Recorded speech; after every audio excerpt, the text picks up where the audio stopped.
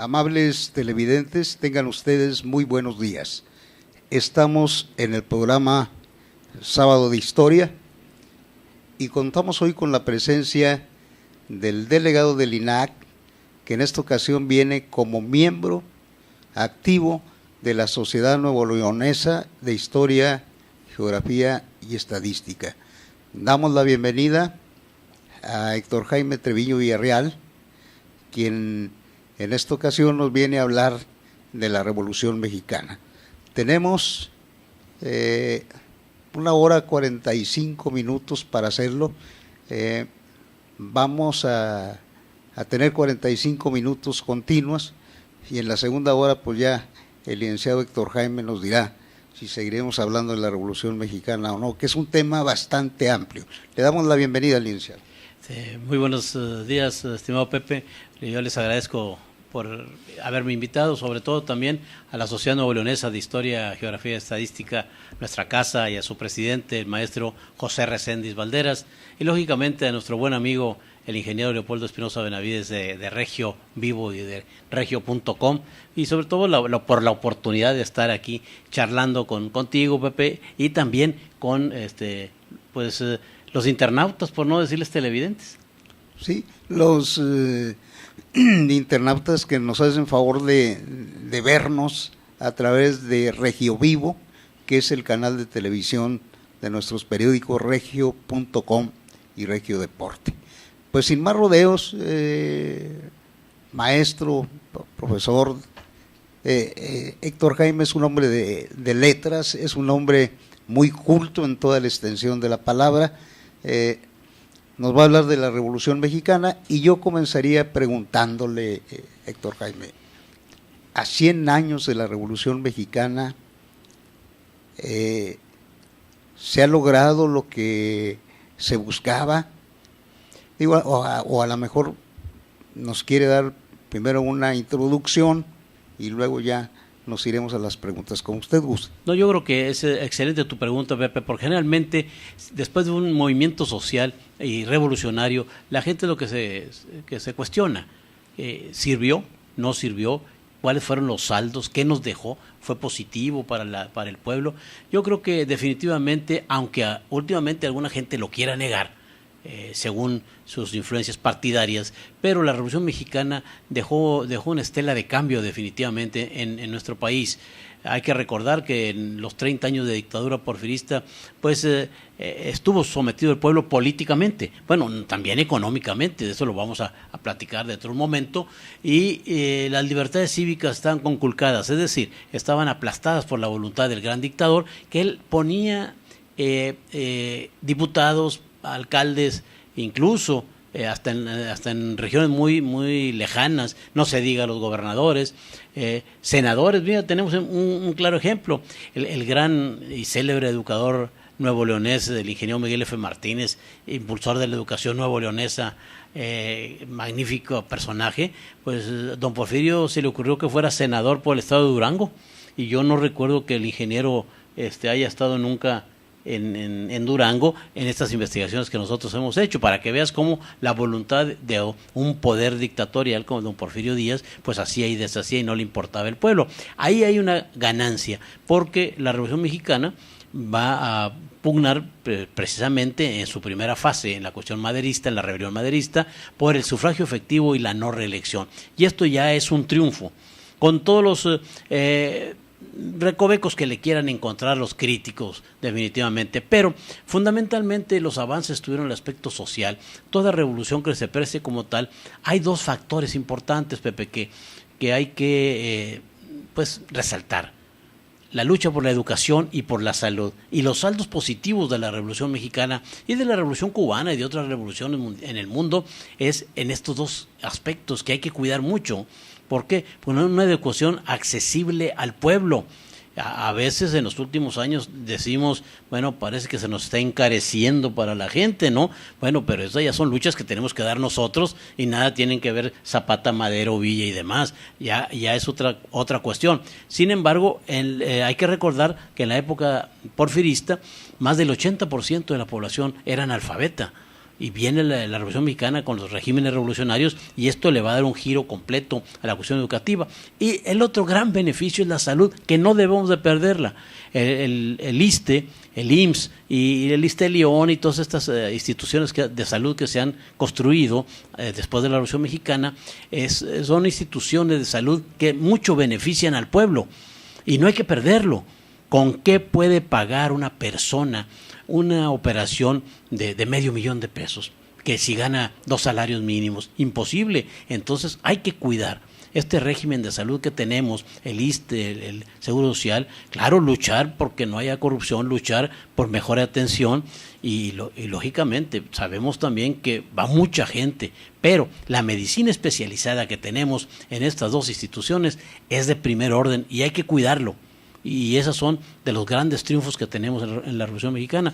Bueno, después de la Revolución Mexicana hay que ver el establecimiento del Politécnico, del fortalecimiento de las escuelas normales, de las mismas universidades, que solamente había una o dos en aquella época, y ahorita hay en todos los estados. O sea, hay saldos positivos. Claro, queremos encontrar situaciones negativas, pues también las hay y las podremos platicar.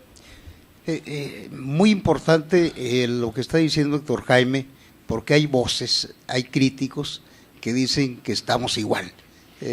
Ya ve usted la diferencia, como nos lo explica el licenciado Héctor Jaime, y yo creo que esto de lo de imponer gobernadores es un deporte que siempre ha existido y seguirá existiendo, pero eso ya es otro tema, ¿verdad, Héctor Jaime? Sí, no, es muy interesante porque luego, como venimos a hablar de la Revolución Mexicana, pero por ese lado político nos podemos desviar en estos asuntos, porque los sistemas ahora y los procesos electorales y las mañas, por no decir manías, las mañas, como dicen en el pueblo, electorales, también se han perfeccionado y han cambiado. Pero bueno, es otro asunto que nosotros no nos viene a cuento en esta ocasión, sino hablar de la Revolución Mexicana en su fase armada y cómo se dio todo este proceso y por qué se dio, Pepe.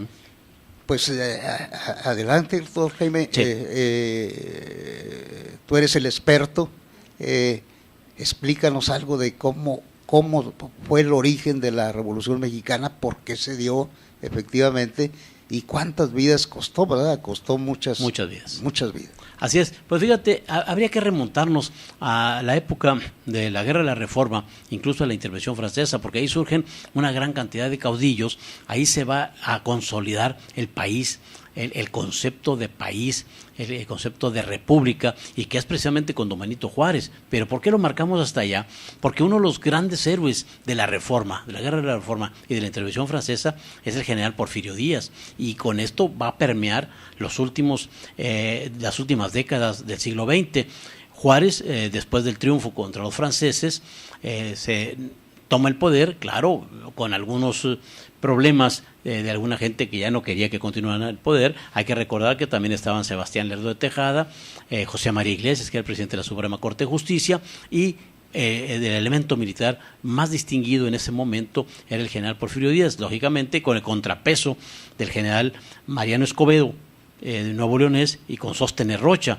Pero aquí podríamos ver, fíjate cómo vienen los tentáculos de la política y aquí cómo afectaban a Nuevo León.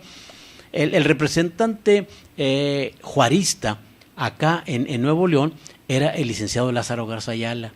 El representante lerdista de Sebastián Lerdo de Tejada era increíblemente el doctor José Eleuterio González, Gonzalitos, y junto con él, pues Ramón Treviño, los hermanos Treviño, Ramón y Vicente Treviño, que tenían influencia política, y el representante del porfirismo acá, o los representantes eran el general Jerónimo Treviño y el general Francisco Naranjo.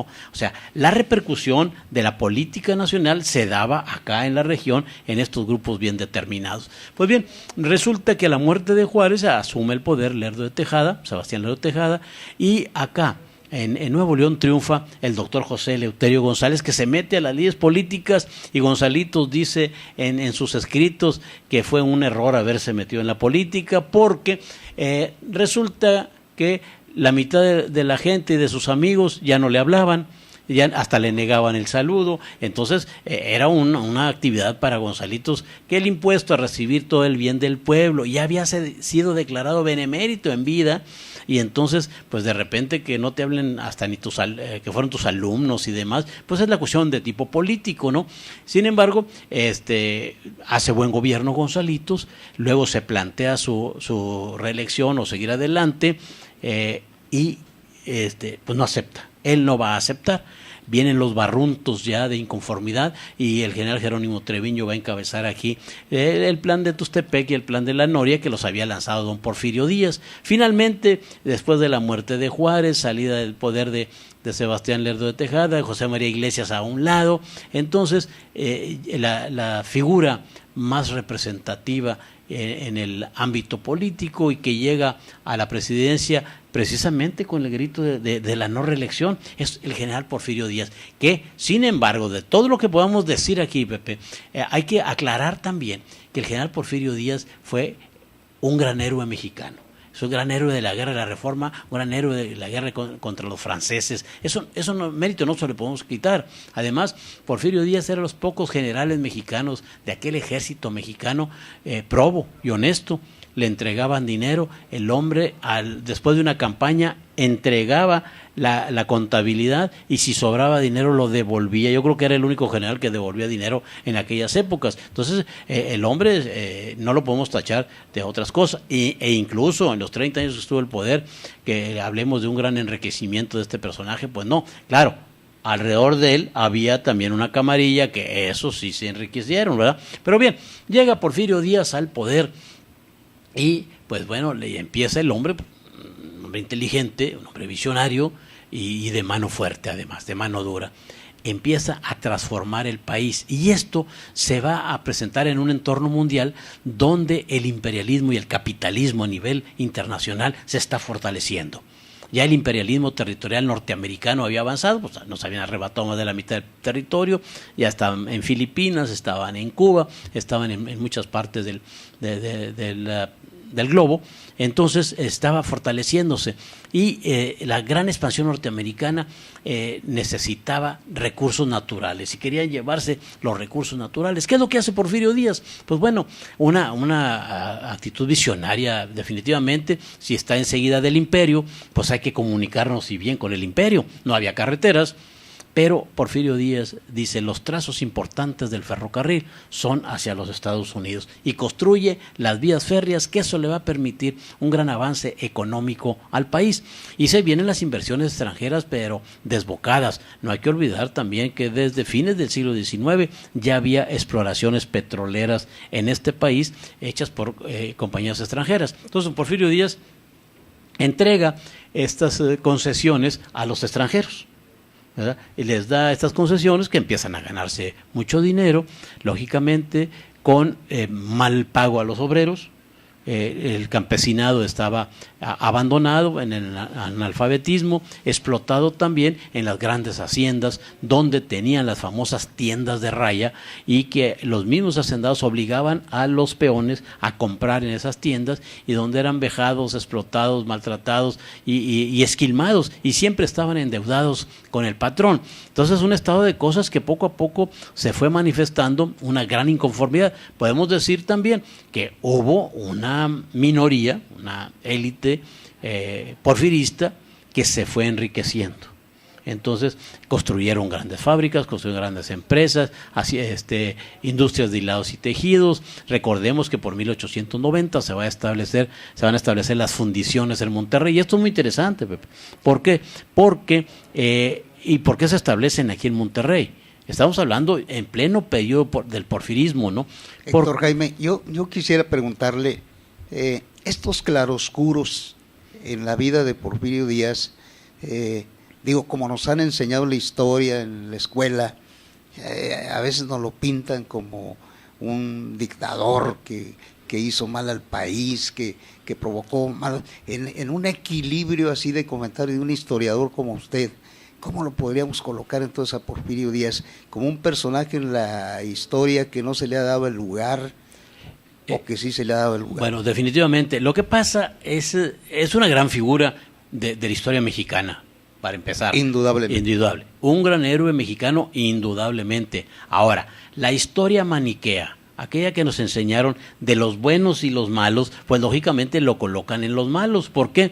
Porque los buenos, entre comillas, son los que ganaron en la Revolución Mexicana y esos son los que van a hacer la historia.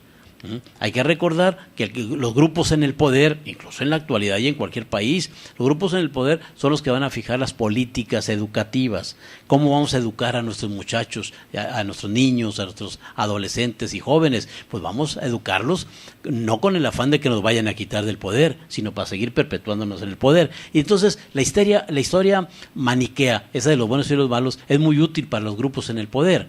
Pero además también esa historia de bronces, historia nacionalista que nos inculcaron de ese nacionalismo revolucionario que surgió lógicamente después de la Revolución Mexicana, entonces nos hace ver a este personaje como el malo de la película.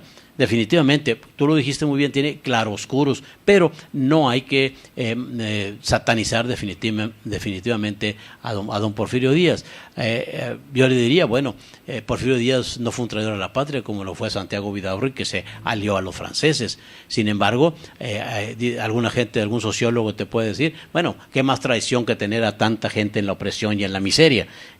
Son aspectos sociológicos, pero yo creo que hay que conocer la vida de estos personajes. Mira, Pepe, hasta hace poco tiempo en las escuelas no se nos permitía ni siquiera discutir a las figuras históricas. ¿Tú te imaginas hace 30 años que alguien hablara mal de Benito Juárez?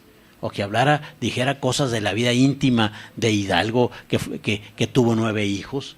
¿De verdad? Entonces era una escandalera terrible, hasta un profesor hasta lo podían correr del trabajo por andar diciendo esas cosas, ¿no? Por hereje. Por hereje y por andar sacándole estos trapitos sucios a nuestros héroes. Lo que pasa es que desde un tiempo acá bajamos a los héroes de los pedestales, lo estamos viendo desde todos los ángulos, desde el punto de vista humano, con todos sus errores, con todas sus miserias humanas también, y eso no les quita su calidad de héroe.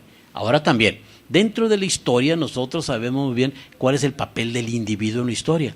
Nosotros sabemos, si no hubiera estado Madero, si no hubiera estado Carranza, si no hubiera estado el padre Hidalgo, si no hubiera estado Juárez, hubiera estado otro, definitivamente. Pero lo real, lo tangible, es que ellos fueron. Y son héroes, no se les quita ese ápice tan importante. En el caso de Porfirio Díaz es un héroe. Sin embargo, los cuestionamientos vienen por su largo periodo al frente del país. Y hay que recordar que cuando Madero inicia su movimiento, de hecho, él no pensaba en derrocar a Porfirio Díaz. Él buscaba otro tipo de cosas, pero las situaciones se fueron presentando de tal manera que lo obligaron a irse a proclamar la Revolución Mexicana, ¿no? De todo esto que nos ha dicho Héctor Jaime, hay una reflexión que yo quisiera hacer sin que nos perdamos del tema, Héctor. Pero lo que comentabas de Gonzalitos, que se metió a la política y que luego sus amigos ya ni le hablaban, entonces esto nos deja como una enseñanza ahí de que zapatero a tus zapatos. Pues también es cierto, ¿no? Lo que pasa es que también para entrar a la política se requiere tener una condición muy especial. No cualquiera podemos ser políticos, porque si no tenemos una gran dosis de paciencia, tolerancia y algunos otros valores que se requieren en la política, pues si al primer ataque te molestas, te enojas y vas a gritar y a patear o te va a perjudicar en la salud, pues sencillamente esa profesión no es para ti, porque uno puede ver a políticos, líderes sindicales, diputados locales, federales, senadores y demás, hasta presidente de la República, que la gente les está imprecando, les está diciendo tanta cosa, hasta les recuerdan a su progenitora y demás, y conservan esa calma. Alguien dice, vulgarmente lo vamos a decir, hay que tener cebo político, o en pocas palabras, que se te resbalen estas cosas. Pues Gonzalitos pues no lo tenía, porque él quería ser el bueno siempre, y en la política no se puede ser siempre el bueno, y menos ahora, en la actualidad yo creo que es más difícil. Fíjate, yo considero que es más difícil ser político ahorita, en la actualidad, que en aquellas épocas. Héctor Jaime, ¿qué estamos viendo allí al fondo? Estamos viendo a dos personajes muy interesantes de la Revolución Mexicana. Lampacense uno, el general Pablo González Garza, que fue uno de los máximos representantes de la Revolución Mexicana en Nuevo León. El otro es el general Jesús Carranza, que es hermano de don Venustiano Carranza, que también inició la Revolución Mexicana acá en estos lugares, anduvo en Coahuila y en Nuevo León. De Pablo González, lamentablemente no es muy reconocido como uno de los grandes jefes revolucionarios, y lo fue. ¿Por qué no es reconocido? Porque cuando va institucionalizándose la política, cuando ya se acaba la revolución armada, que se vienen las luchas por el poder político entre los revolucionarios, pues resulta que Pablo González Garza se hizo enemigo de los sonorenses, del grupo sonorense, en pocas palabras, de Álvaro Obregón y de Plutarco Elías Calles. Y estos dos personajes lo van a marginar, y lo marginan de tal manera que no lo reconocemos como uno de los grandes personajes revolucionarios. Fíjate nomás, Pepe, lo que hizo Álvaro Obregón, que es uno de los presidentes más inteligentes que ha tenido este país. Fíjate lo que hizo. Él propone hacer estatuas, bustos y homenajes a Emiliano Zapata, cuando eran enemigos de ellos. ¿Por qué razón? Porque hay que recordar que fue Pablo González Garza el que mandó al coronel Jesús Guajardo en esta serie de jugarretas que vinieron a terminar con el asesinato de Emiliano Zapata. Entonces, para demeritar a Pablo González Garza, entonces Obregón ideó glorificar la figura de Zapata, y la glorificación de Zapata en la historia de México se debe a Álvaro Obregón, independientemente de los buenos postulados que traía. Pero hay que recordar, Pepe, que no nació como un fin bueno, sino como un fin perverso. Un fin político perverso, definitivamente. Claro, estudiando la figura de Zapata, que es un gran personaje de la Revolución Mexicana, y sus postulados del Plan de Ayala, es excelente y demás, pero también hay que recordar que Emiliano Zapata fue de los héroes revolucionarios el que más actuó en una microrregión. No salió del estado de Morelos cuando fue al Distrito Federal, en aquella famosa fotografía que hay donde está con Pancho Villa en el Palacio Nacional, y otra en Sanborns, en el famoso aquel restaurante de Casa de los Azulejos, ¿verdad? Entonces, son dos personajes muy interesantes. Jesús Carranza luego muere asesinado, no tiene la gran proyección de su hermano don Venustiano Carranza. Héctor, y esta desmitificación, así le pudiéramos decir, ¿verdad?, de las figuras de la Revolución Mexicana, ¿cuándo comenzó? ¿Cuándo se ha empezado a dar? Pues mira, yo creo que es a partir de la década de los 80, del siglo pasado.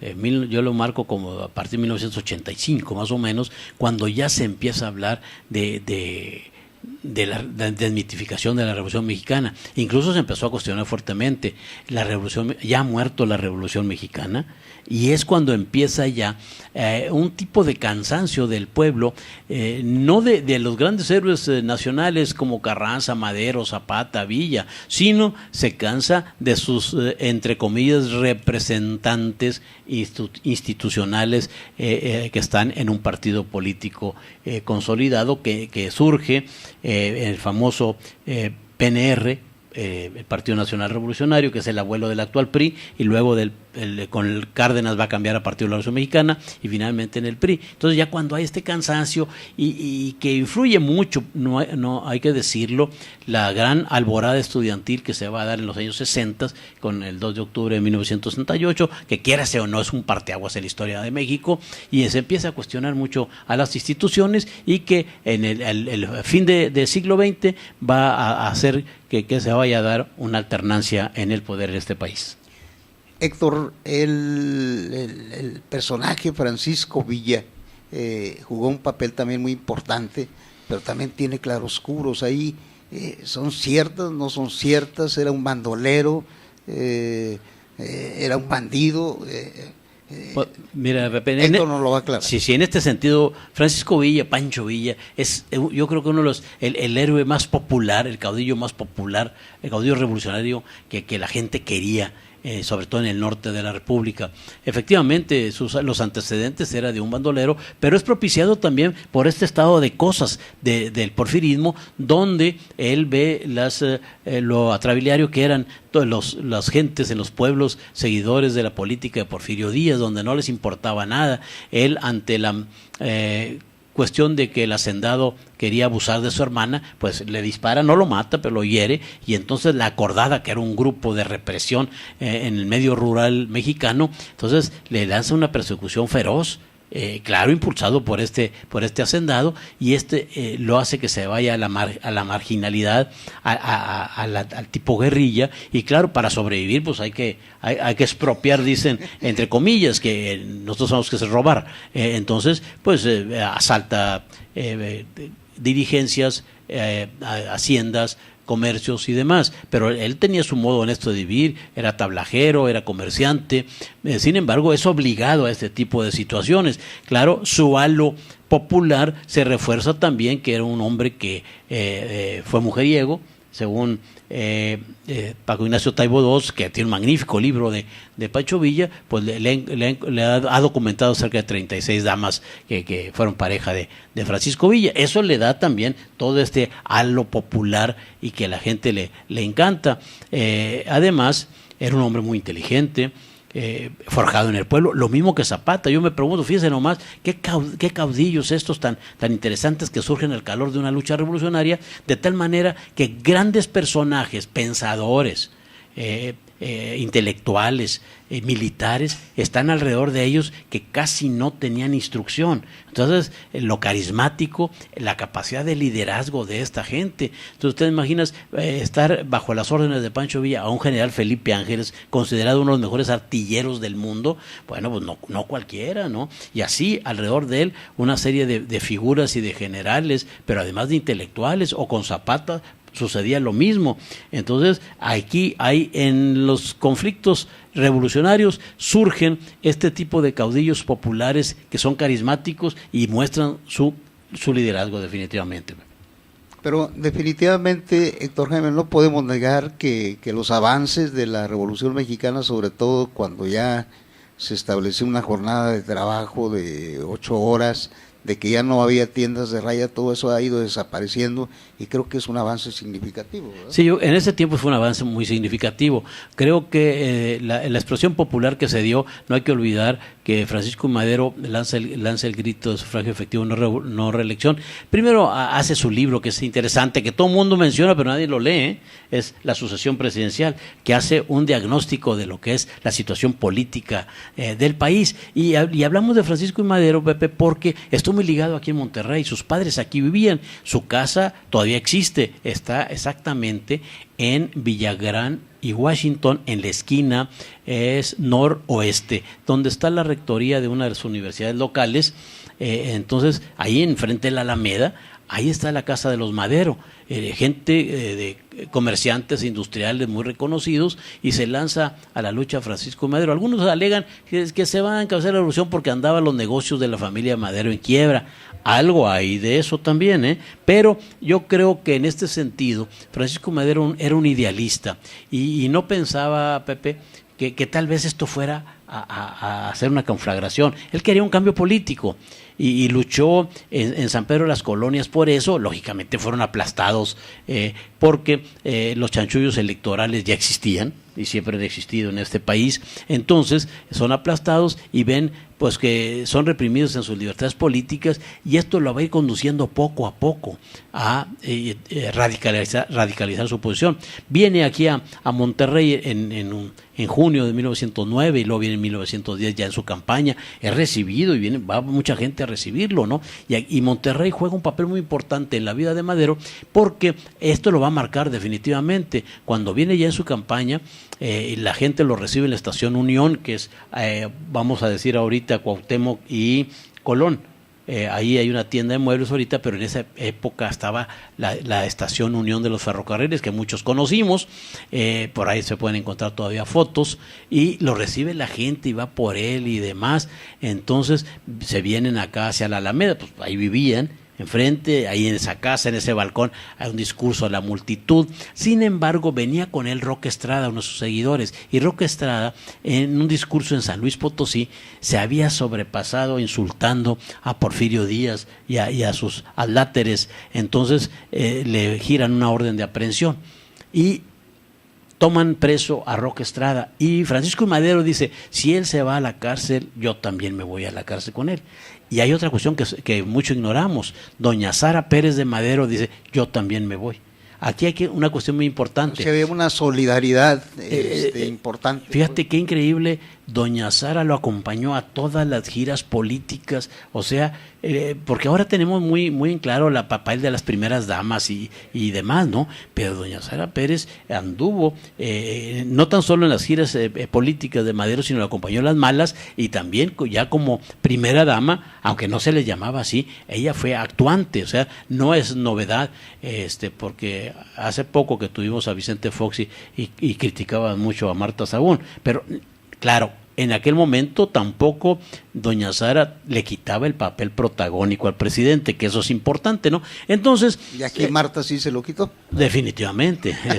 Entonces, los toman preso y no batallan mucho porque ahí en la misma Alameda, nada más que en la esquina de Pino Suárez y Aramberri, ahí estaba la penitenciaría. Lástima que tiraron esa construcción, aunque era una cárcel, ¿verdad? Pero era una construcción muy bella, y se llevan a Francisco Madero, a Roque Estrada, y doña Sara también se va con ellos a la penitenciaría Monterrey. De aquí es mandado a San Luis Potosí y le dan la ciudad por cárcel. No está encarcelado Madero en San Luis. Eso le permite luego fugarse. Hay que recordar que estaban las fiestas del centenario con estas grandes festividades que hizo don Porfirio Díaz, y que la gente participó en todas las ciudades, pero lógicamente los grandes fastos fueron en la Ciudad de México. Aquí también hubo fiestas, aunque interrumpidas por la cuestión de que hubo un ciclón.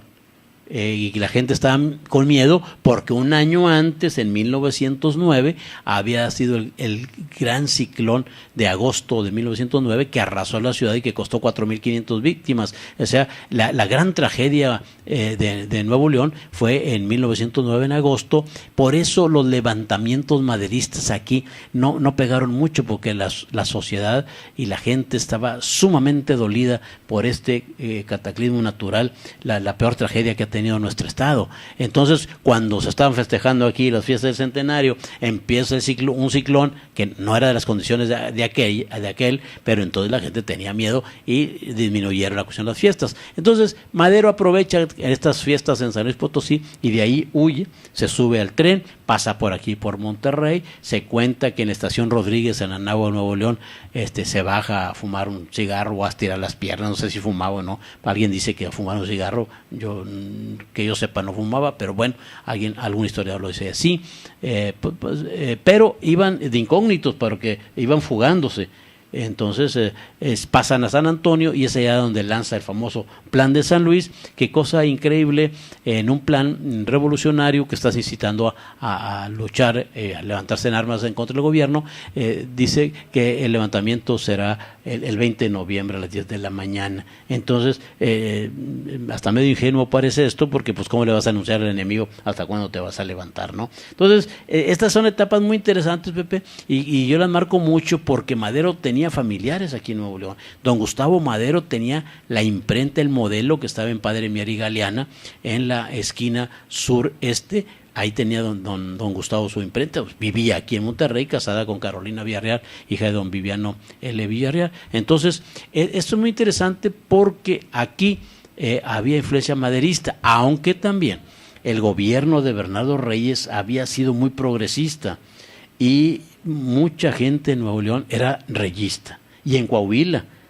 Es más, don Venustiano Carranza fue un senador más que porfirista, fue reyista, era muy amigo de don Bernardo Reyes. Incluso Madero le propuso a don Bernardo Reyes, o sea, que encabezara el movimiento, ¿verdad? Grupo siempre ha habido, ¿verdad? Sí. Siempre. Héctor Jaime, yo quisiera hacer una pausa ahí para preguntarte, ¿qué pasa con nuestra mexicanidad? Anteriormente, te digo porque yo trabajé en el gobierno municipal allá cuando era muy joven, pero cualquier oficio, cualquier carta que se hacía, se le ponía al final sufragio efectivo, no reelección. Y tal parece que esto ha ido desapareciendo. Después vino el águila mocha. Yo me acuerdo que ustedes, los historiadores y cronistas, cada lunes iba y se hacía un homenaje allí, pronunciaban discursos, y como que hemos ido de más a menos. Yo creo que aquí lo lamentable es la pérdida de estos valores cívicos que se inician en la misma educación. Se modificaron a partir de Luis Echeverría. Viene la famosa reforma educativa de 1972. Entonces se quitan la cuestión de la historia, la geografía, el civismo, y se dan ciencias sociales, y se eliminan una serie de cosas que antes era clave para el fortalecimiento de la actividad cívica. Se hablaba de Hidalgo y de Madero y de Juárez, pero en los libros de lectura había poemas y había narraciones sobre estos hechos históricos, pero de repente desapareció y ya no le fueron dando importancia. Y además llegan al gobierno algunos funcionarios que no tienen ni conocimiento de la historia. Yo siempre he dicho, un político, para ser íntegro, para ser cabal, para ser completo, requiere conocer de historia. Si no conoce la historia, pues tiende a repetir errores, y además no tiene ese basamento. Y esta crítica la hago extensiva, por ejemplo, en las universidades. Hay directores de escuelas y facultades que no conocen la historia de escuela y facultad, y la están gobernando, la están dirigiendo. Yo creo que la raíz, el sustento, no se debe perder. Entonces aquí se ha perdido, y mucho. También la deficiente enseñanza en las normales del país para los maestros, pero también en nuestras casas, la falta de lectura, la falta de cultura, que eso se da en todos los ámbitos. Tenemos un país sucio por falta de cultura, todo el mundo tiramos basura. Entonces es una situación que además, en lugar de estar fortaleciendo la imagen de los políticos por la televisión y por la radio y por la internet, pues bueno, ahí está. Yo digo que no lo deben de hacer, hay que hacerlo. Correcto, porque es una parte de su figura, de ser una figura política y los intereses que hay en juego, pero también hay que hacer campañas permanentes en los medios en favor de los valores cívicos y poner el ejemplo. Pues si no ponemos el ejemplo, si se nos olvida una fecha cívica, y si creemos que con poner una corona ahí frente a una estatua ya con eso resolvimos el problema, yo creo que estamos equivocados. Y hasta las fechas históricas se borraron, ¿no? Se eliminaron por ahí de los... Sí, libros, ¿no? en vías del comercialismo y del consumo. Entonces, para que no caiga el miércoles un día festivo, lo mueven a este día, a un viernes o a un lunes, para aprovechar el puente y que la gente pueda salir y gastar, o irse de vacaciones a alguna playa, ¿no? Bueno, eso se comprende en función de este neoliberalismo y capitalismo salvaje que tenemos, pero sin embargo, eso se debe de fortalecer. Yo lo cuestiono, yo digo que la fecha cívica es inamovible, porque además ya hemos eliminado toda una serie de fechas cívicas. Ya no festejamos el 18 de marzo, ya no festejamos el Día de la Bandera, casi pasa desapercibido. El 5 de febrero, pues casi por obligación, porque son las constituciones. Tenemos como fechas fuertes el 21 de marzo, que es el natalicio de Benito Juárez, el 5 de mayo y el 20 de noviembre, y además el 15 y el 16 de septiembre como fechas cívicas fuertes. Las otras como que han ido desapareciendo. Pero lo importante, Pepe, es que también está mucho en la educación. Y cuando no educamos a nuestros niños, adolescentes en esta serie de valores cívicos y ciudadanos, tenemos el problema que luego nos van a traer consecuencias definitivamente en lo político y en lo social, porque luego llega a gobierno jóvenes con falta de preparación humanística. Mira, yo te pongo un ejemplo. En Singapur, el dictador que está ahí, tiene casi 40 años, tiene un partidito ahí que él mismo patrocina de oposición. Llegó un momento en que dice: necesito en el gabinete gente que piense, que tenga vocación humanística. Son los tecnócratas, son los robots, no me ayudan a gobernar el país. Y ordenó que se den humanidades en todas las carreras. Acá parece que vamos a lo mismo. Resulta que si hay tecnócratas, serán muy buenos en sus ingenierías o en sus doctorados en economía y demás, pero carecen también de un sustento ideológico, carecen de un sustento humanístico que los lleve a ser sensibles a las necesidades del pueblo. ¿Y sigue vigente esto del sufragio efectivo no reelección, Héctor Jaime? Yo no me acuerdo cuándo se quitó ese... bueno, se veía bien porque pues difundías en todos lados cada escrito, inclusive los avisos que se pegaban por ahí decía sufragio efectivo, no reelección. Sí. ¿Sigue vigente esto? Como esto fue obra de los regímenes revolucionarios, se fue quitando y luego cada año se pone una frase diferente. Año de la cultura física o cosas por el estilo, ¿no? Entonces, en este sentido yo digo que hoy, más que nunca, todo el mundo debería poner en sus oficios el sufragio efectivo, no reelección, y no tan solo en la cuestión oficial, hombre, hasta en la cuestión privada. ¿Por qué razón? La gran lucha del pueblo mexicano durante la revolución fue precisamente por el sufragio efectivo y la no reelección. Parece que ahora ya vamos de nuevo a la reelección, porque pues ya hay voces que la están pidiendo y que quieren que volvamos a que se puedan a reelegir a esta gente.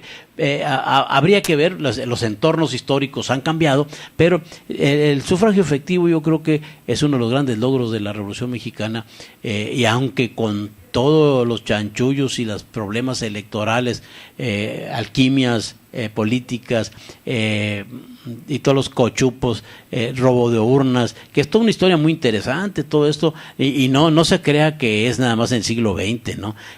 Tuvimos todo este tipo de cuestión electorera, de trapacerías electorales, los tuvimos desde que México nace a la vida independiente, y no se diga la falta de claridad democrática que había en la época de la Nueva España, en la época de la colonia. Y si nos vamos más atrás, nos vamos a los aztecas, los aztecas, los 100 años fuertes del imperio azteca, lo dirigió los 100 años una familia.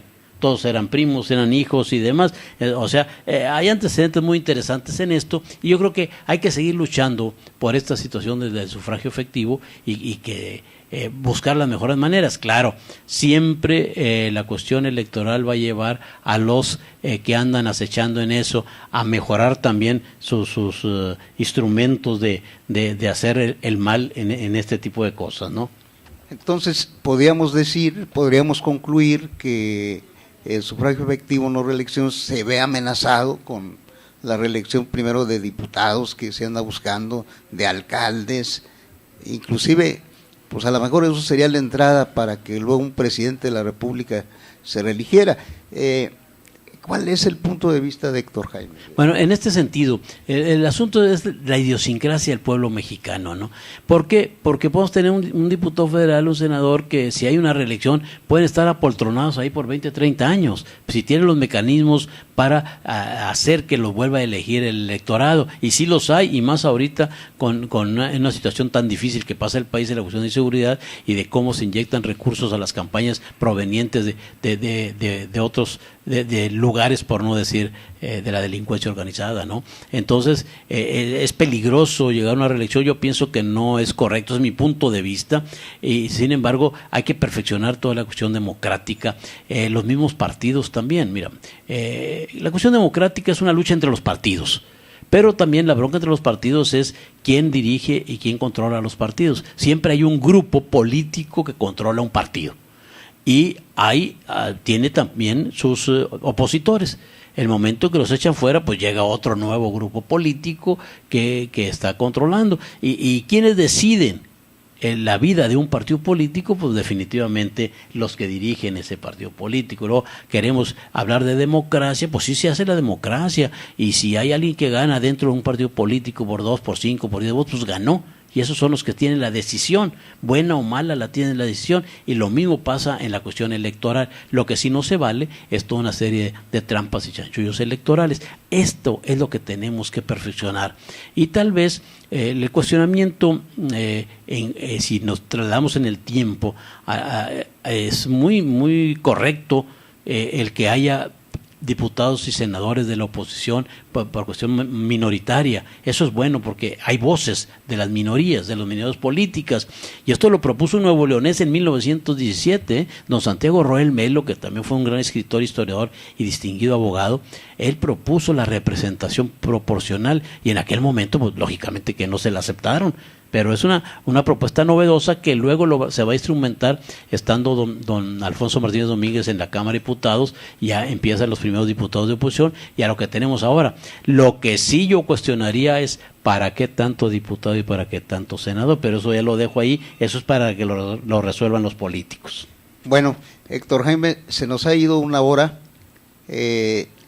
tenemos otra, vamos a ir a una pausa y vamos a retornar, pero vamos a platicar en la segunda hora cómo está llegando la Revolución Mexicana a las distintas prepas y facultades de la Universidad Autónoma de Nuevo León. ¿Cómo está llegando? Ahorita se lo decimos.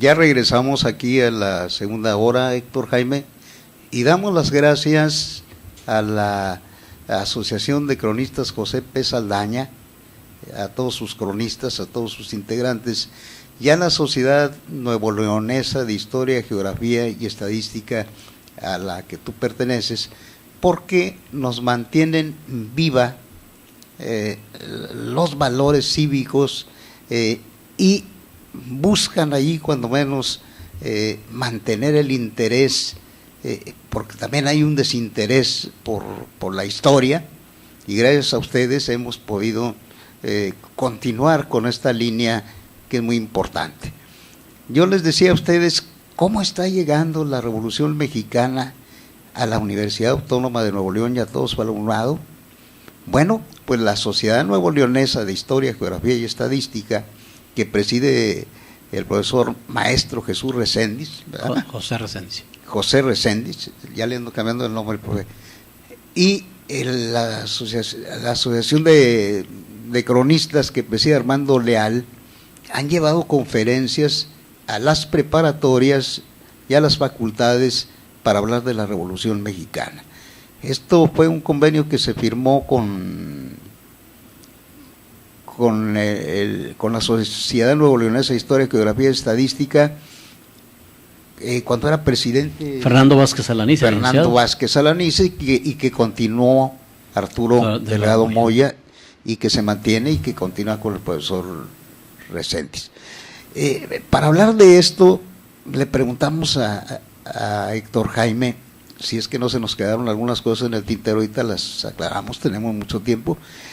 ¿Cómo se da esto para que los muchachos escuchen a los cronistas y a los historiadores en las aulas? Fíjate, Pepe, es una cuestión muy interesante. Generalmente se maneja que a los muchachos no les interesa la historia, y sabes que hemos hecho muestreos en secundarias y en preparatorias y primarias, y resulta que el 87% de los alumnos sí les interesa la historia, y esto es importante. Entonces, basándose en esto y con una buena visión, la Sociedad Nuevo Leonesa de Historia, Geografía y Estadística se acercó a la Universidad Autónoma de Nuevo León. Vamos a darles clases, cátedras de historia a los muchachos, no tan solo de la Revolución Mexicana, de otros hechos históricos también, y se firma este convenio con el licenciado Fernando Vázquez Alaniz, y luego Arturo Delgado Moya lo va a fortalecer y se va a meter a un activismo de todos los socios de la sociedad y llevarle conferencias a todas las preparatorias, con la gran virtud de que se van a televisar simultáneamente a todas las preparatorias, y esto es importante. Además, quedan en los acervos universitarios y se pueden utilizar estas conferencias en cualquier momento como documentos interesantes. Asimismo, se han hecho toda una serie de pláticas, conferencias, congresos y demás en todo el estado. Hace poco, el 7 de mayo, tuvimos en Sabinas Hidalgo una experiencia interesantísima, organizado por el Consejo de Historia y Cultura de Sabinas Hidalgo y la Universidad Autónoma de Nuevo León, el Maratón de Historia, donde se impartieron 70 conferencias simultáneas en 70 grupos escolares. Todos iniciaron a las 11 de la mañana y fue un gran éxito que ya nos están pidiendo de otras ciudades que les ayudemos a organizar este maratón, que no se había hecho en Sabinas, que no se había hecho en Nuevo León, que no se había hecho en México, ni en el mundo. Entonces, esto es importante porque la investigación histórica se sigue haciendo en el país, pero lo más importante de una investigación, Pepe, es su difusión. ¿Y cómo va a ser que llegue esta investigación, que llegue a los libros de texto escolar? Pues es lo importante. Resulta que todavía en algunos textos nos están manejando lo que a nosotros nos enseñaron hace 50 o 60 años. No puede ser. Hay que incorporar este nuevo conocimiento a los textos escolares, si no estamos incumpliendo con las investigaciones. La mayor parte de los investigadores de la historia están subsidiados, están pagados por el gobierno, que es dinero del pueblo. Entonces hay que regresarle al pueblo estas investigaciones. Héctor Jaime, anteriormente en las universidades, en lugar de conocer las figuras de Pancho Villa, de Benito Juárez, de Porfirio Díaz, de todos los que hemos mencionado aquí, Emiliano Zapata, Bernardo Reyes, como que teníamos héroes de otros países que exaltábamos. Se ha acabado esta tendencia, digo no, sin minimizar los hechos históricos de otras partes, como la labor del Che Guevara y otras gentes de izquierda. ¿Cómo nos puedes explicar este fenómeno? Bueno, dentro de la cuestión educativa, en los planes de estudio, por ejemplo, de secundaria y también de preparatoria, está la historia general. Hay que tratarlo. Y antes se le tenía mucho miedo a la historia reciente. ¿Cómo vas a hablar de lo que sucedió hace 20, 30 años y hay personajes vivos y demás? Ahora ya no se le tiene miedo a eso. Se habla de esa historia reciente tanto a nivel universal como a nivel nacional. Entonces hay que tratarlo y hay que verlo. Incluso se debe de tratar también en la historia y geografía de Nuevo León, que se imparte de manera optativa, que la quisieron borrar del programa aquí en las escuelas secundarias, y Nuevo León fue pionero en 1888 el establecimiento de la historia de Nuevo León en los planes de estudio. Entonces lo importante es ver en la imagen en su conjunto, si hay personajes de la historia universal que merecen un tratamiento, lógicamente, pero no hay que olvidar también a los nuestros, porque mira, ¿qué pasó? En los años 70, y caímos en el gran error, se viene una transformación después de los movimientos de los 60 en las universidades. Se empieza a hablar que hay que impartir el materialismo histórico. No sé si te haya tocado a ti estudiar en esa época, y resulta que los muchachos ni aprendieron materialismo histórico, ni aprendieron marxismo, pero tampoco aprendieron historia de México, ni general. Entonces, ni una ni otra. Y fue contraproducente. Además, nos lanzamos fuertemente en contra de las biografías, y resulta que ahora estamos reviviendo las biografías porque los muchachos no tienen arquetipos, no tienen paradigmas, no tienen ejemplos a quién seguir.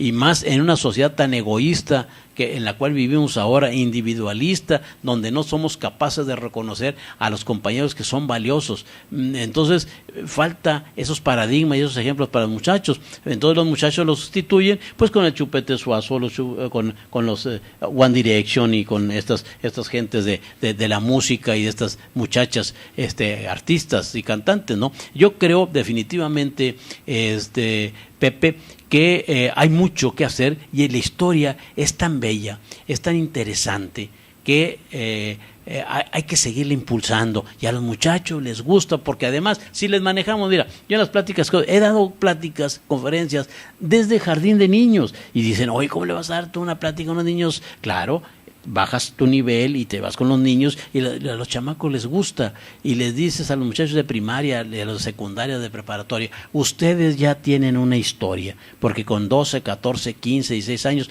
ya tienen que contar, ya tienen que decir, y les motivas por ese lado. Y los muchachos ahora están leyendo más que lo que leíamos nosotros, Pepe. y están escribiendo más de lo que escribíamos nosotros, más nosotros no escribíamos.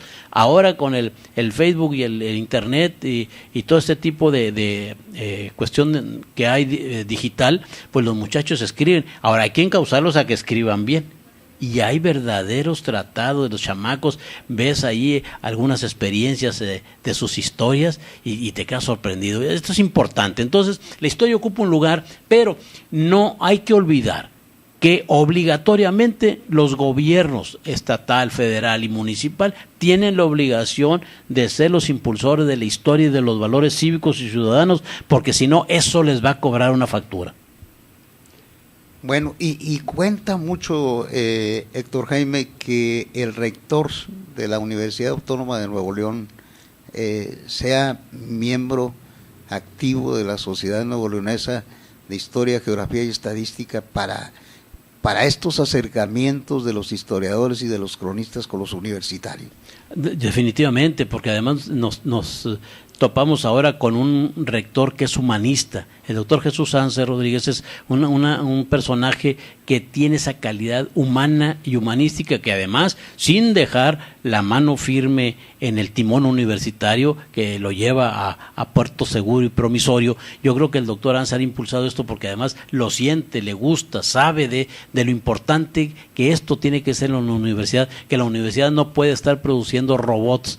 Digo, en la cuestión de mecatrónica y estas cuestiones allá, que los muchachos lo hagan, pero en su pensamiento, no nada más producir muchachos que estén pensando en el becerro de oro, que estén pensando en el dinero, que estén pensando en lo pragmático y lo utilitario, que es lo que se nos enseña mucho en Monterrey y que les conviene a ciertos grupos de poder económico y político. Entonces hay que crear gente que piense, y eso se requiere en una sociedad como esta, y el doctor Anser está en el camino correcto en este sentido y lo ha impulsado bastante, y esperemos que esta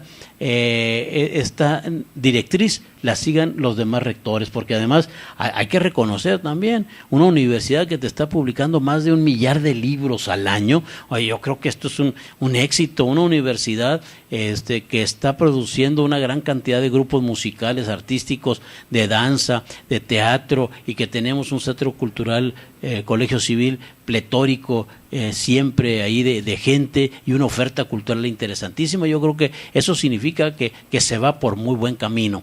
Entonces, estos proyectos, que ya son una realidad, de ir a las preparatorias, de ir a las escuelas y a las facultades, tienen que llevar a cosas muy buenas, y aún más hay que seguir, porque como yo te decía, hablaba en general, pero aquí lo podemos particularizar también, que debe de haber algunas gentes que dirigen en la universidad que no saben ni la historia de sus escuelas o de sus facultades, pero yo creo que metiéndoles esto en la mente de que hay que seguir adelante, yo creo que es muy interesante, Pepe, lo que se está haciendo. Fíjate que estoy muy sorprendido, Héctor, por el porcentaje del que me hablaste de los muchachos que han centrado su atención en este asunto de las conferencias que ustedes están impartiendo.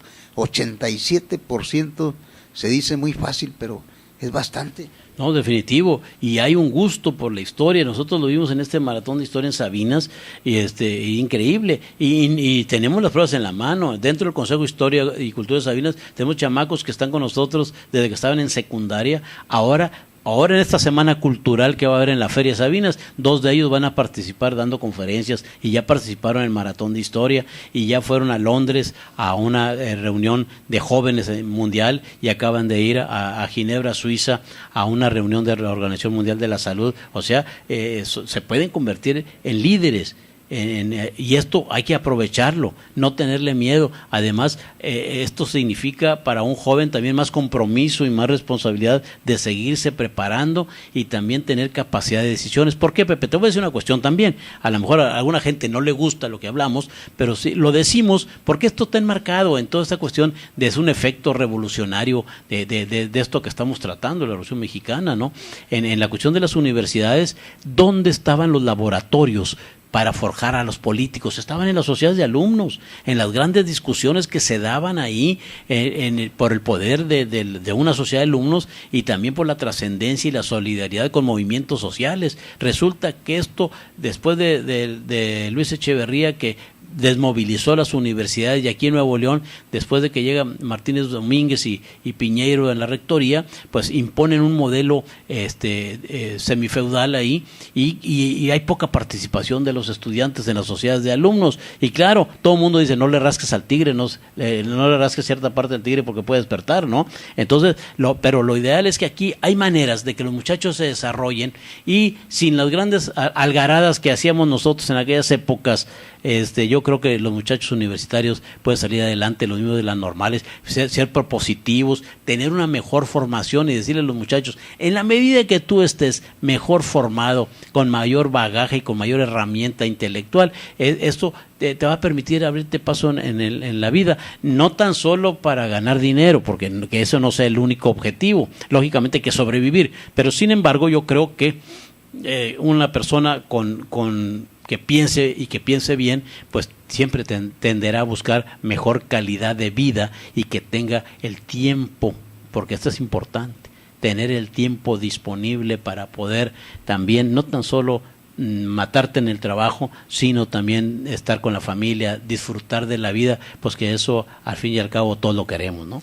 Esta semilla que ustedes están sembrando, ¿para cuándo podríamos ver frutos? A lo mejor ya no los vemos. No, yo pienso que sí, lo estamos viendo. Ya te digo, en menos de 7 años nosotros ya estamos colectando esos muchachos que ya están participando con nosotros activamente, y eso nos da mucho gusto. Tú te imaginas, de 1,000 alumnos con 2 o 3 que se interesen en la historia, para nosotros ya es una ganancia. Ya estamos del otro lado, pero nosotros pensamos que esto se va a reproducir. Y hay que quitarnos de cuestiones de tipo egoísta, Pepe, porque sentirnos que eres el único historiador de la ciudad, que eres el único que sabe de esto, pues yo creo que eso sí, no debe ser. Debe que surjan muchos, y que los argumentos y que tus trabajos y tus textos y tus investigaciones vayan decantando, que eso sea lo importante. No, si hay un cronista en un pueblo, pues crea más cronistas, si no te van a quitar a ti de cronista, sino que te auxilie.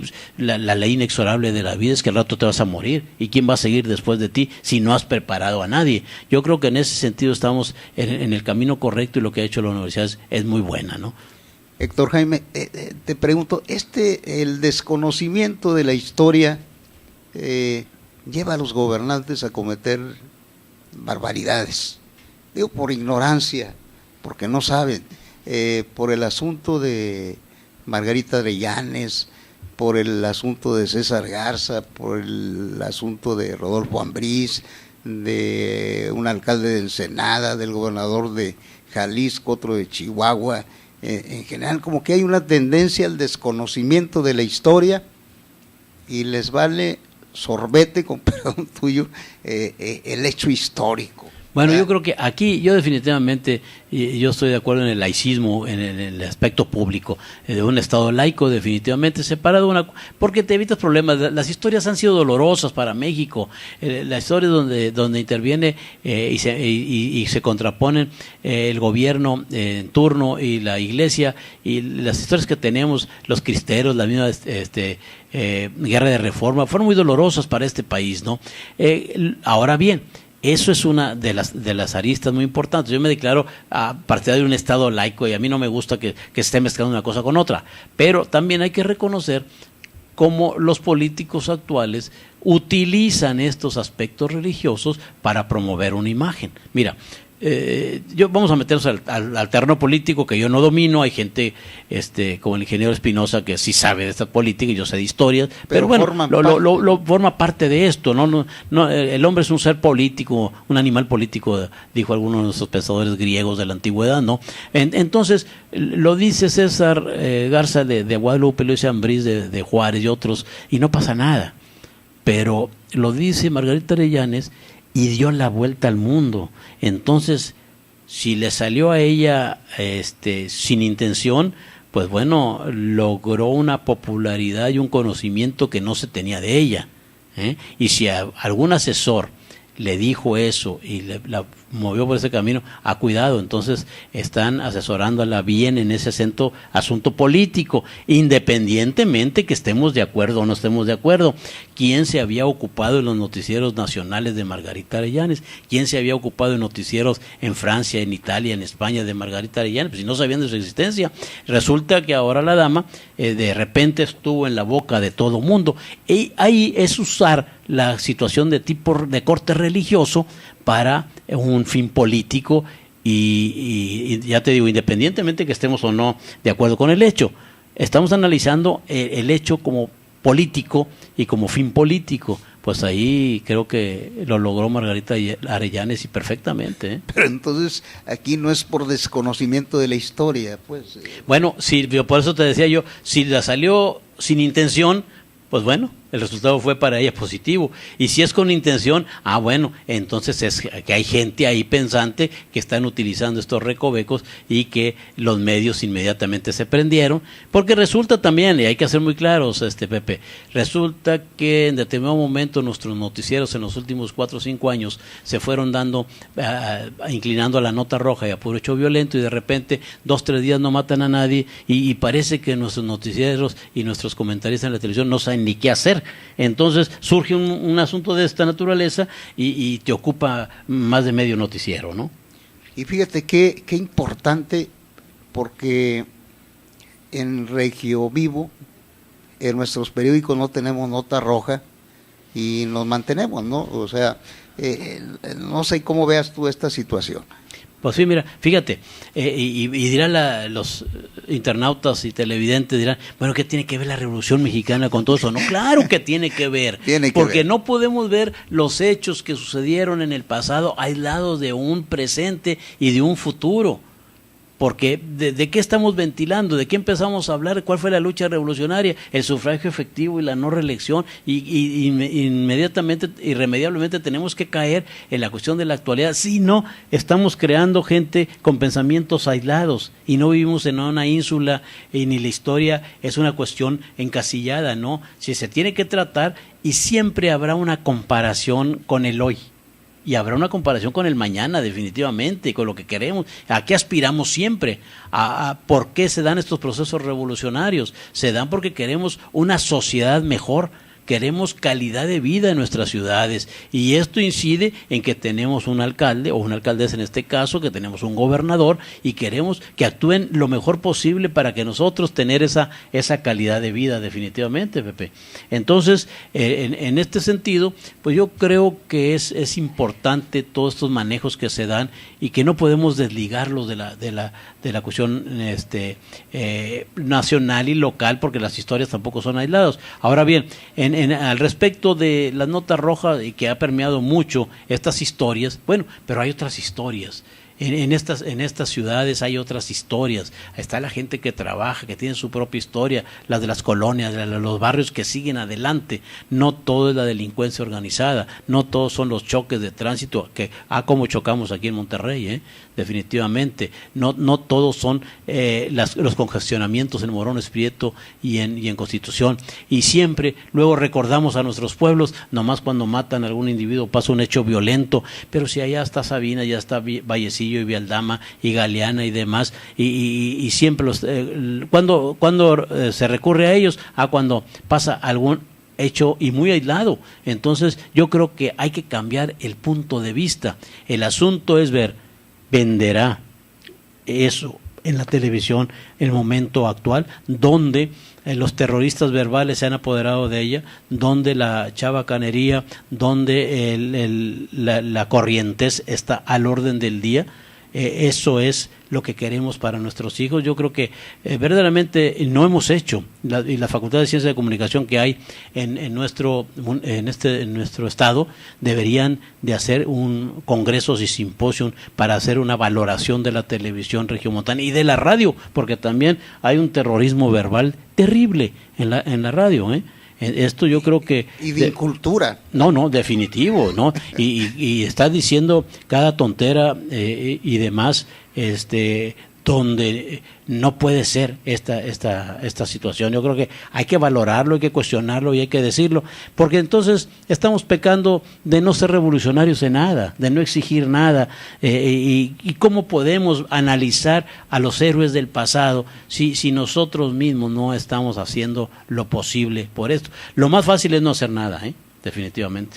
Yo decía que el desconocimiento de la historia nos lleva a veces a cometer cosas o a no recordar nuestro pasado, porque recientemente, Héctor, se aprobó una reforma migratoria mediante la cual se va a poner un muro en nuestra frontera con los Estados Unidos, y esto es un agravio a los mexicanos, y yo he visto pocas voces que se alzan en ese sentido y que pues casi es nulo, ¿no? Y los noticieros no se han ocupado precisamente de eso. No, y lo que es peor, hay alguna gente que lo justifica. Hay mexicanos que justifican el famoso muro. Yo creo que los muros son muros de odio, son divisiones entre los pueblos que no deben de existir. Esto es para cuestionar la historia, no tan solo mexicana, no, de Estados Unidos y la historia del mundo actual, del mundo contemporáneo. Esto es consecuencia de un capitalismo salvaje, de un fundamentalismo neoliberal que han llevado al extremo.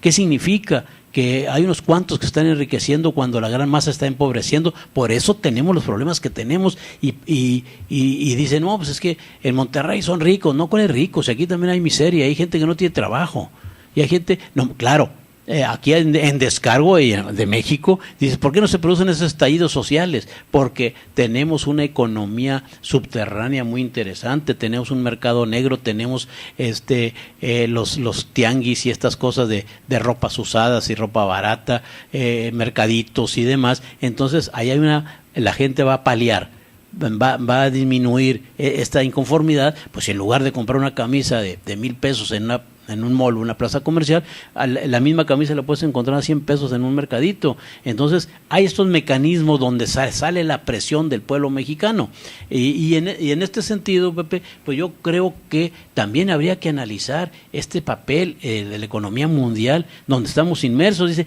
no, es que ¿qué nos importa ya que Francia, que España, pues están tronando, y está tronando Europa, y los Estados Unidos están sumamente endeudados, así como hablamos aquí del gobierno estatal y de los municipales que están endeudados.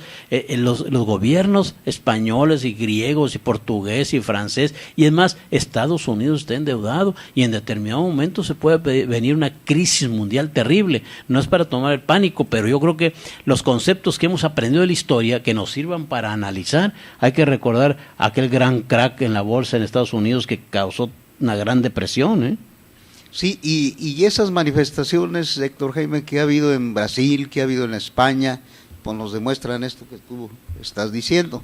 Aquí hemos visto manifestaciones, pero no de esa talla, ¿verdad? Bueno, hay que separar un poco, Pepe.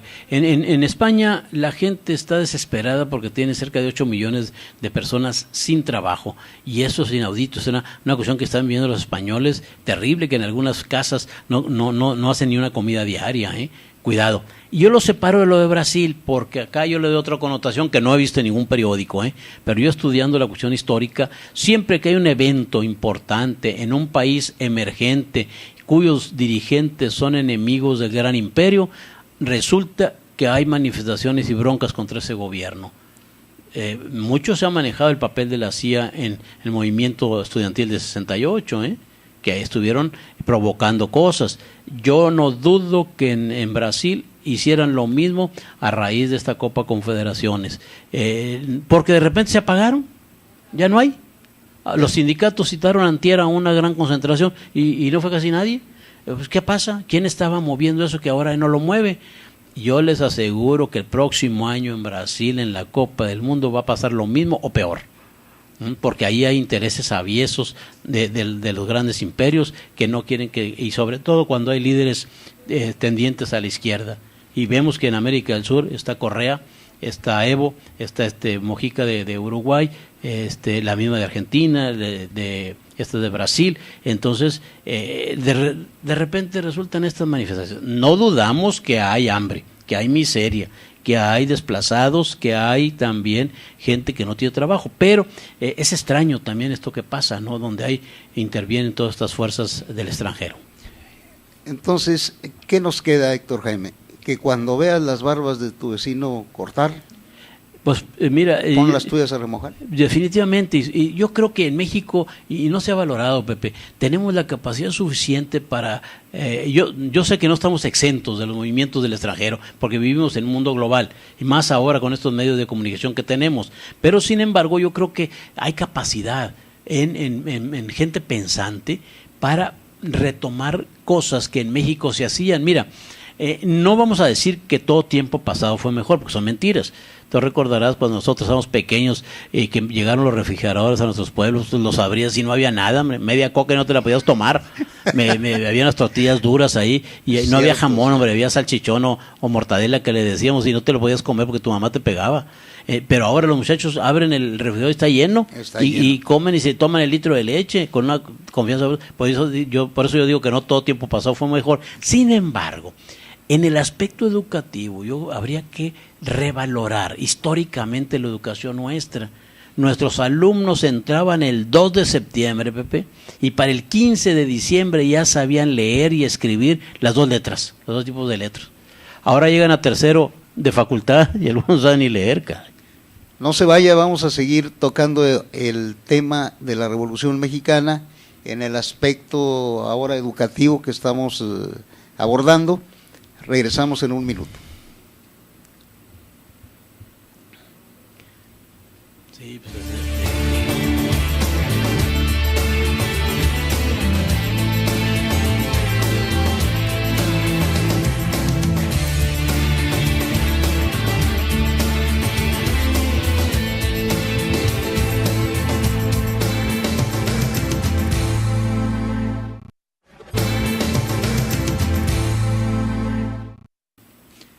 pues ya regresamos, Héctor Jaime, nos quedan todavía 25 minutos para seguir hablando de este tema tan apasionante como es la Revolución Mexicana.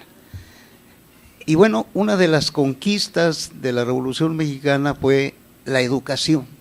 Así es. Y estamos hablando de la educación.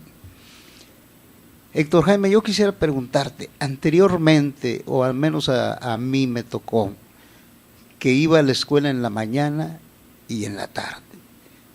Y salíamos pero bien preparados. Se veían muchas horas de trabajo de los maestros, premios que se daban en efectivo, 30 pesos ahí, de esos pesos grandotes así de plata, los estímulos que se daban. ¿Qué fue lo que pasó, Héctor Jaime? ¿Por qué se disminuyeron las horas en la educación? ¿Qué fue lo que pasó? ¿Dónde perdimos el rumbo? Te lo pregunto como historiador. Mira, y te respondo también como historiador y como maestro, que fui por 31 años y que me tocó ir en la mañana y en la tarde a las escuelas e incluso trabajar mañana y tarde. ¿Dónde se perdió el rumbo? Pues mira, en el momento en que tuvo el gobierno la incapacidad para cumplir con la infraestructura educativa.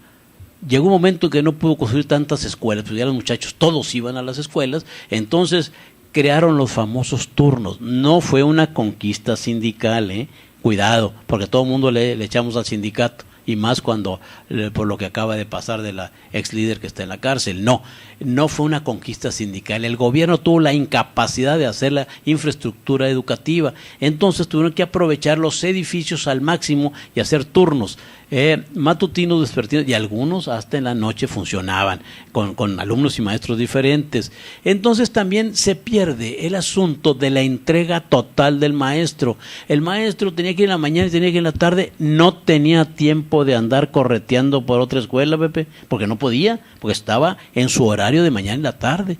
En el momento que se hacen los turnos, el profesor vio la oportunidad de buscar otro trabajo en la tarde y otro en la noche, incluso.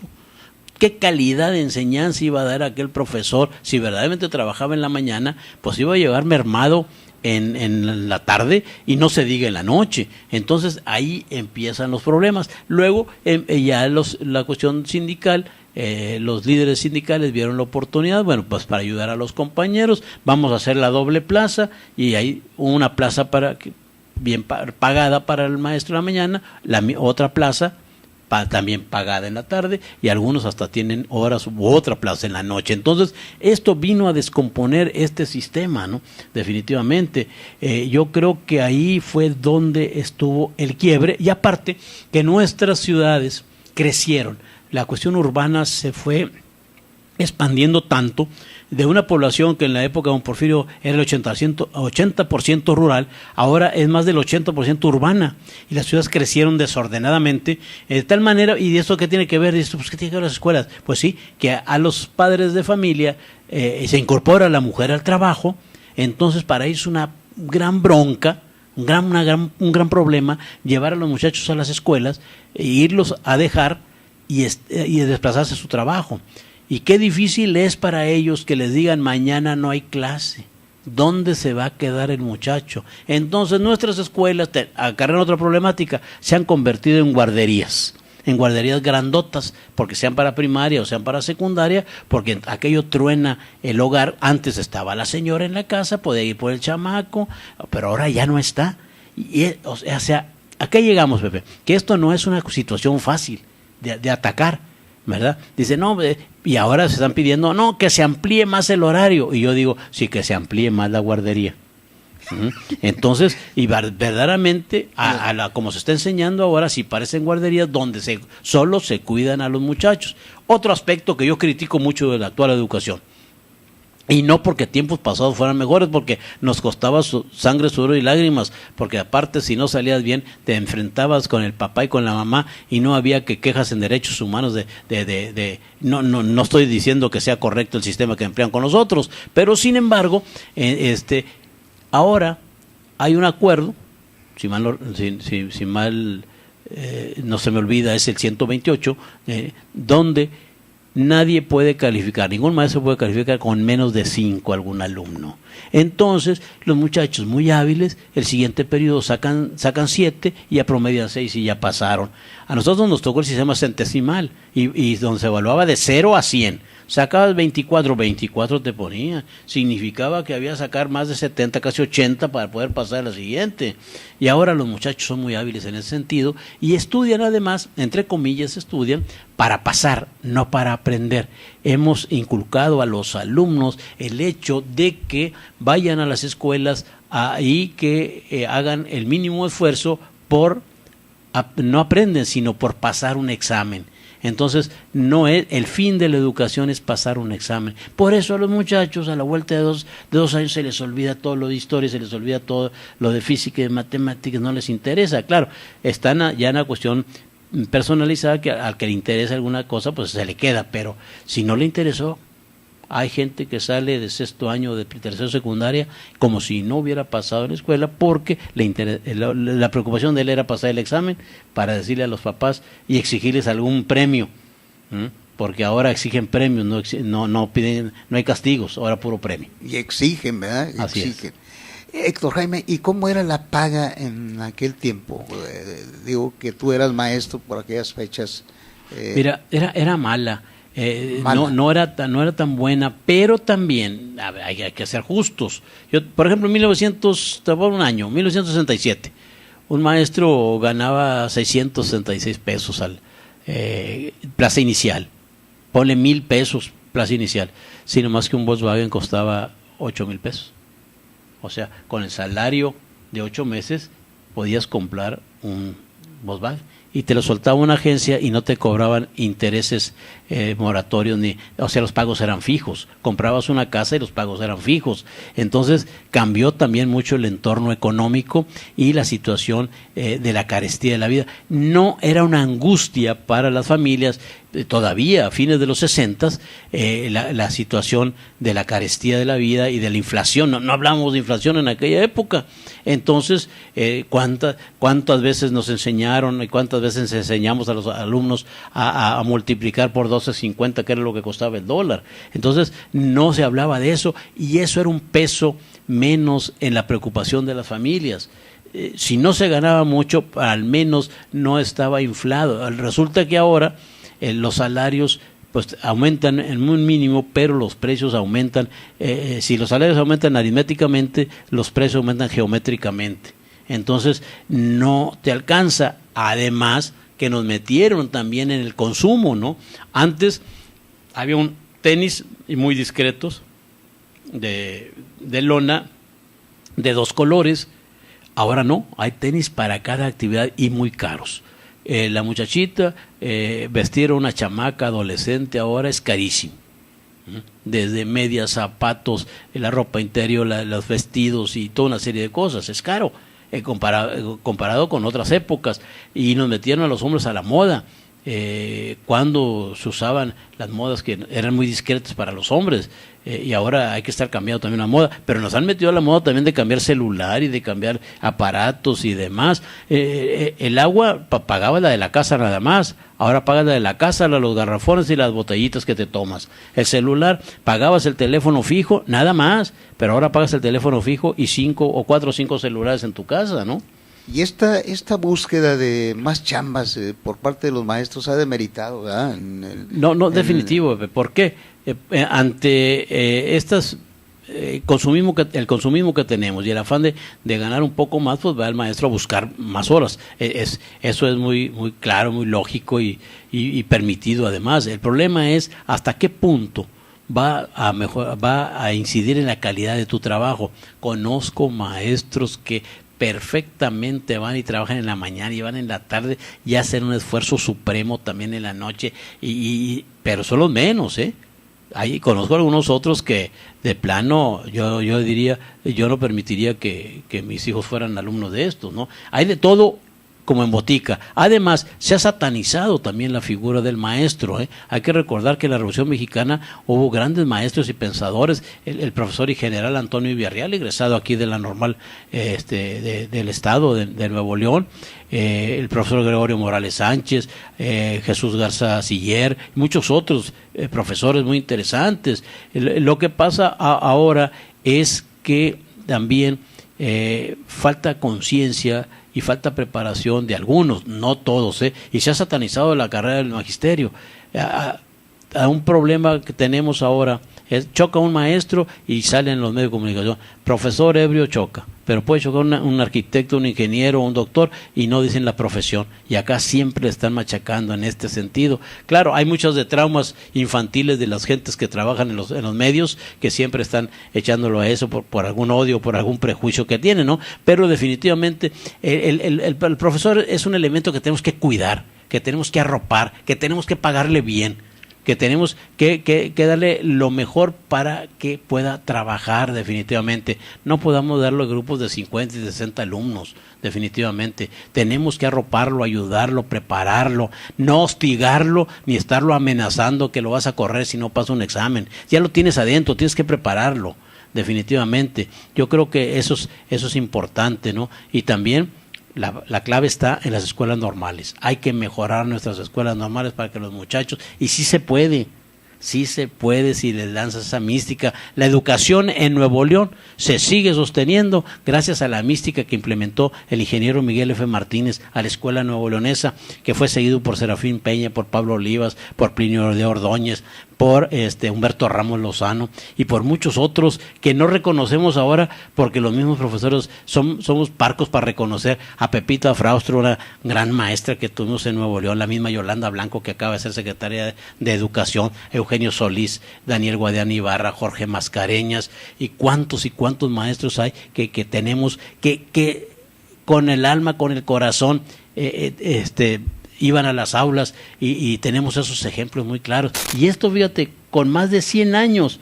Por eso la escuela nuevo leonesa se sostiene todavía gracias al pensamiento de aquellos personajes. Y lamentablemente se ha perdido también el liderazgo, ¿verdad?, que tenían los maestros de aquella época en su comunidad. Tenemos algún... Creo que ya se resolvió. Vamos a un corte porque tenemos, creo que una problemita.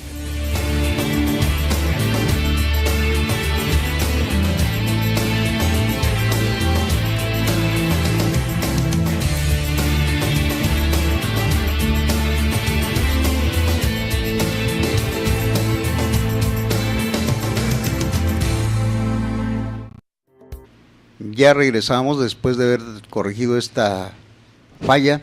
Pues otra vez, Héctor, muchas gracias por estar aquí.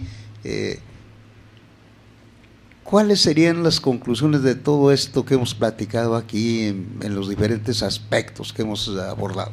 Bueno, yo creo que lo más importante, Pepe, es el razonar sobre cómo un movimiento revolucionario que costó 1 millón de víctimas y que fue muy doloroso para el país, cómo la historia nos da estas muestras, estos testimonios de cómo fue avanzando el país poco a poco, cómo se fueron estableciendo las instituciones, cómo también algunos se fue modernizando el país, cómo se fue avanzando, inmerso dentro de toda la cuestión mundial. Pero yo creo que definitivamente el saldo es positivo. Yo no soy partidario de estos aspectos negativos que se manejan mucho en la cuestión política, ¿verdad? Es decir, es que en los últimos 70, 80 años no se hizo nada. Eso es, sinceramente, no es creíble, porque ¿de dónde vienen ellos? ¿En dónde se educaron ellos? ¿De dónde se prepararon? Yo creo, para empezar, y la cuestión que muchos critican sobre la cuestión de la salud, eso hay que defenderlo, hay que fortalecerlo, porque nos conviene a todos. Si no, esto truena. Tenemos que mejorar los servicios de salud que son producto de la Revolución Mexicana. El ISSSTE y el Seguro Social, hay que estarle metiendo dinero, eliminar la corrupción, mejorar los servicios que sean dignos de un país como el nuestro. Lo son, ¿eh? Yo sé que hay mucha gente que va y no hay suficiente, pero todo lo que es en especialización, yo lo he palpado, es de primer mundo y es muy rescatable en cuanto a que una persona no puede pagar cantidades estratosféricas. Ahora bien, en el caso de la educación, yo señalaría ahí que se ha cuestionado tanto. También habría que ver por qué ha surgido en las últimas épocas unas campañas fuertes en contra de la privatización de la educación. Se hace mucho mella en este asunto para eliminar o limitar a la cuestión educativa en pro de planteles privados, que ha crecido mucho la educación privada. Pero también hay que recordar lo siguiente, porque nunca se hacen estos análisis. En la Secretaría de Educación cabe todo. El deporte está dentro de la Secretaría de Educación. La cultura está dentro de la Secretaría de Educación. El INA, nosotros, el Instituto Nacional de Antropología e Historia, estamos dentro de la Secretaría de Educación. Bellas Artes también. Y las universidades y la NUYES y todo está dentro de educación. Oiga, ¿no sería conveniente ir adelgazando la Secretaría de Educación, esta estructura tan pesada?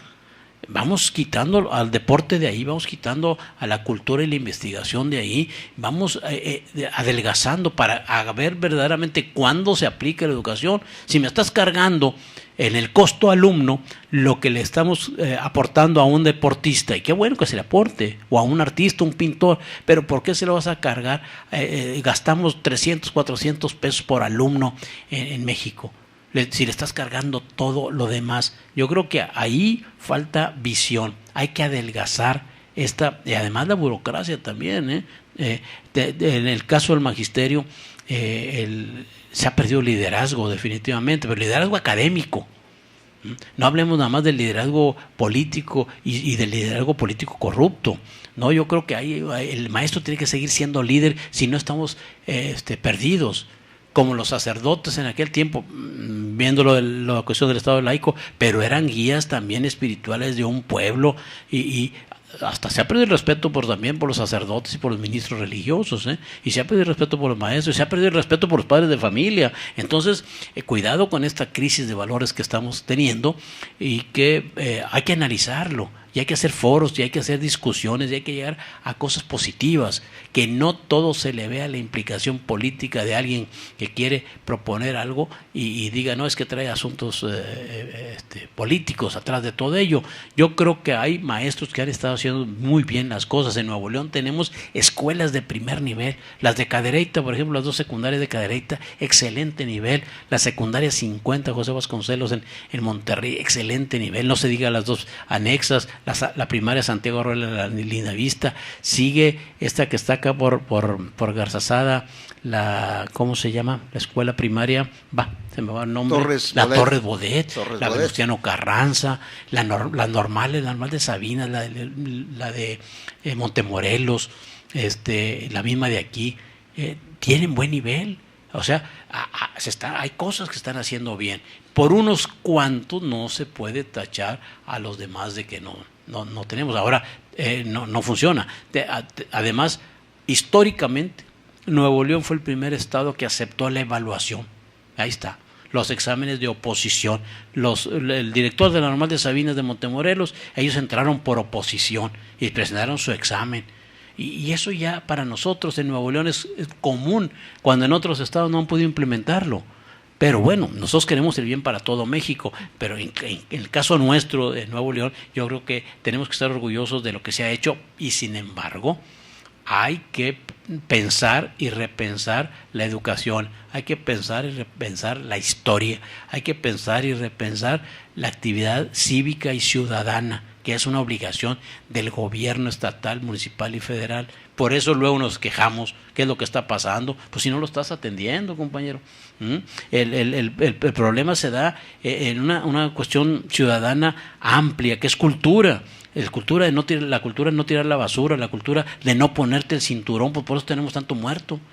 Salen volando las personas cuando hay un accidente, porque nos falta la cultura de ponernos el cinturón y toda una serie de cosas, de detalles. Tenemos las presas llenas de basura en todo México, tenemos las calles llenas de basura, es inaudito toda esa situación. Entonces dicen, es que a mí no me importa. No, te tiene que importar porque nos está afectando a todos. Y esto es un proceso revolucionario, fíjate. Eso es verdad, es verdaderamente lo revolucionario. No esperemos nada más la revolución en cuestión armada y en cuestión de que tenemos que exigir violentamente las cosas. No, si podemos revolucionarlo, nuestro entorno, vamos empezando por nosotros mismos, Pepe. Muy bien, pues te agradecemos mucho tu presencia, Héctor Jaime, por estar aquí. Tengo entendido que un grupo de cronistas y de historiadores nos ve por ahí en algún lugar, encabezados creo que por Armando Leal Ríos. Un saludo si nos estás viendo. Siempre cae una llamada por aquí, hoy no cayó, algo sucedió, no sé si será un problema técnico, pero le agradecemos mucho a Héctor Jaime su presencia aquí en esto, a nombre de Regiovivo y del ingeniero Leopoldo Espinosa Benavides y de todos los que hacen posible este programa. Muchas gracias.